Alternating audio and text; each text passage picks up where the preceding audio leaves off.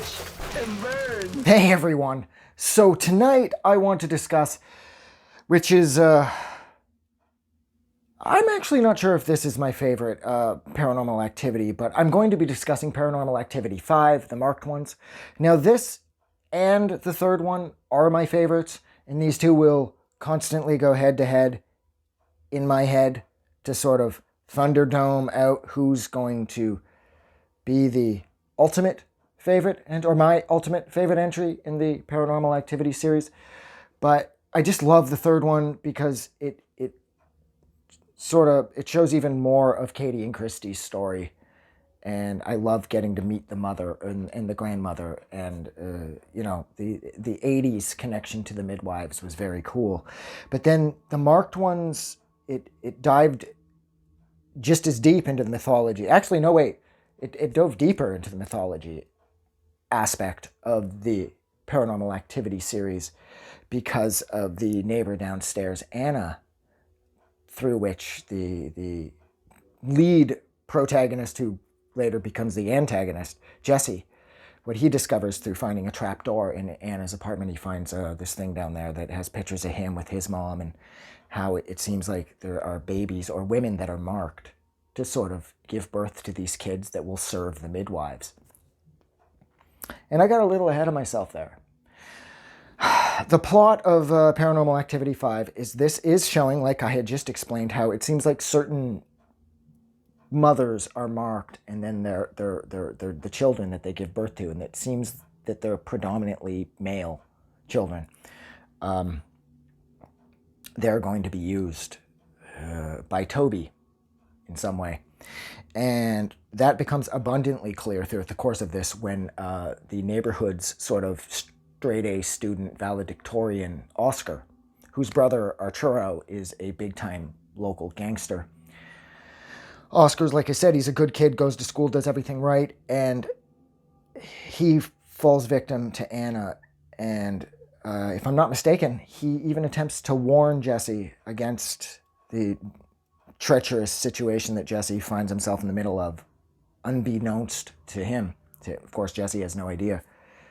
And Oscar ends up dying a horrible death. It's a fantastic jump scare, too, Oscar's death. I really like Jesse. I absolutely loved Hector, his buddies Hector and Marisol. Hector was a riot. He was so much fun. And Marisol, of course, being the female, she was sort of like the voice of reason.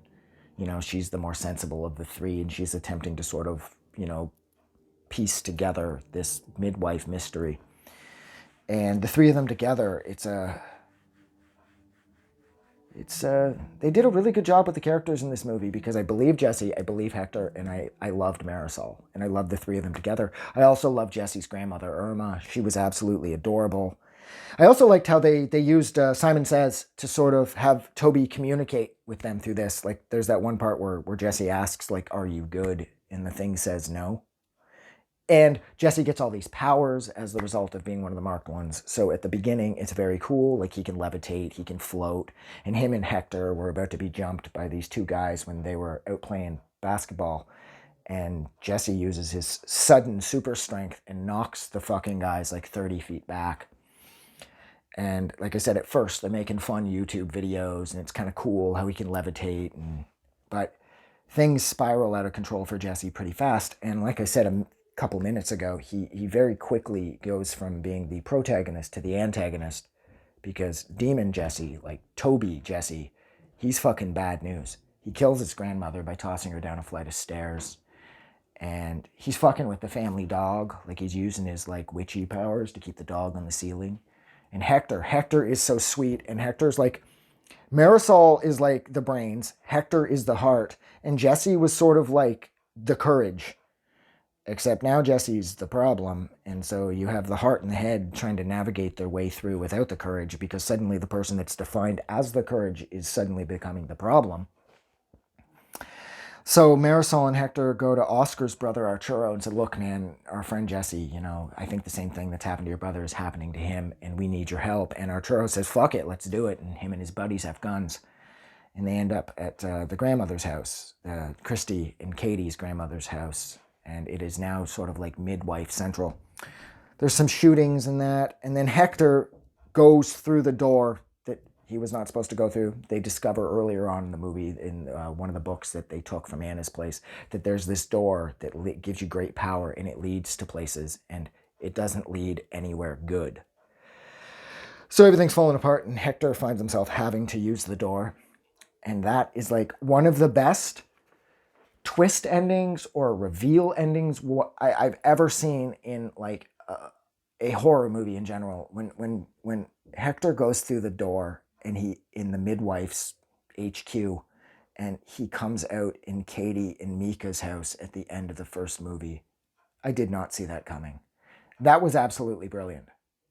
And it brings everything full circle in the sense that at the end of the first one, back when I saw it, back around 2007, 2008, when the craze was exploding as a result of the first one, you could hear Katie saying, Mika, Mika, help me, help me. And there was possibly another voice down there. At that point, I assumed it was the demon or whatever. You know, it was fucking Toby voicing himself. He's like, hey, check me out. I'm in the kitchen. Except with the introduction of the fifth one now, that wasn't Toby. That was Hector saying, oh my God, lady, I don't know what I'm doing here. Please help me, help me, help me. And that was incredibly smart. So I think as far as clever endings are concerned, this is definitely my favorite Paranormal Activity, but it is still tied for first place with 3. All right, look, I'm going to go. So thank you so much for hanging out with me for almost 7 minutes while I discussed Paranormal Activity 5, The Marked Ones. If you liked this review, like always, don't forget to do something nice for somebody. Don't forget that you are amazing and that I appreciate every single one of you. All like 11 people who will watch this. I made a joke at my own expense there. Self-deprecating humor is the best kind of humor. Have a good night. I just wanted to say thank you for making it through the entire video. I really appreciate it. And I'm going to remind everyone one more time, even though I've probably already done this in the video that you just watched, to please click the like button as well as the subscribe button because it helps this channel grow. And thank you for hitting like and subscribe. And we will see you guys really soon.